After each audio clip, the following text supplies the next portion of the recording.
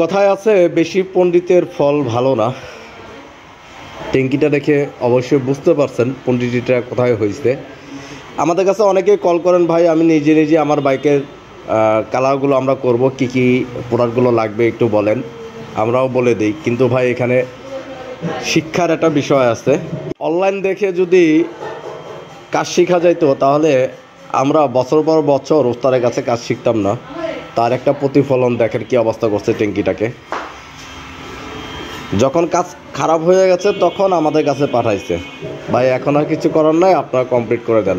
তাহলে ভাই আগে কেন এভাবে চেষ্টা করলেন? আগে পাঠাইতেন। কিছু টাকা বাঁচানোর জন্য যদি এরকম অবস্থা করতে হয় তাহলে টাকা খরচ করাটাই ভালো। অনেকে আছেন টাকা বাঁচাতে গিয়ে নিজে নিজে কাজ করেন কিন্তু কাজ ভালো করতে পারেন না, কারণ আপনাদের মধ্যে সেই শিক্ষাটা নাই, দক্ষতাটা নাই।